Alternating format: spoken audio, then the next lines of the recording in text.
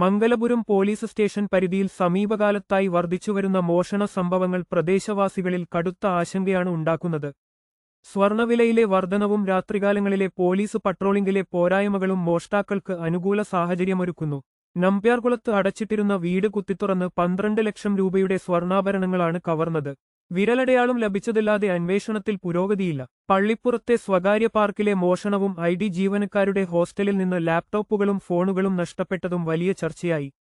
Bypass നിർമ്മാണത്തിനായി സൂക്ഷിച്ചിരുന്ന ലക്ഷക്കണക്കിന് രൂപയുടെ ഇരുമ്പ് കമ്പികളും ഉപകരണങ്ങളും പലതവണ മോഷ്ടിക്കപ്പെട്ടു. കഴിഞ്ഞ 4 മാസത്തിനിടെ ഡസനിലധികം മോഷണങ്ങളാണ് റിപ്പോർട്ട് ചെയ്തത്. പോലീസ് സ്റ്റേഷനു മുന്നിൽ നിന്ന് സ്കൂട്ടർ മോഷണം പോയ സംഭവവും ഇതിൽ ഉൾപ്പെടുന്നു. കണിയാപുരത്ത് നാട്ടുകാർ പിടികൂടിയ ബാബു എന്നയാൾക്കെതിരെ 120ഓളം കേസുകൾ നിലവിലുണ്ട്. ഫെബ്രുവരി 3 സ്കൂട്ടർ മോഷണം, ഫെബ്രുവരി 11 11,000 രൂപയും സ്കൂട്ടറും, ഫെബ്രുവരി 28 30,000 രൂപയുടെ സ്വർണ്ണനാണയവും 10,000 രൂപയുടെ ലാപ്ടോപ്പും മോഷണം പോയി. പോലീസ് പരാജയമാണെന്നും രാത്രികാല പരിശോധനകൾ കർശനമാക്കണമെന്നുമാണ് നാട്ടുകാരുടെ ആവശ്യം. ഇത്തരം വാർത്തകൾ വേഗത്തിൽ അറിയാൻ ഞങ്ങളുടെ ചാനൽ സബ്സ്ക്രൈബ് ചെയ്യുക.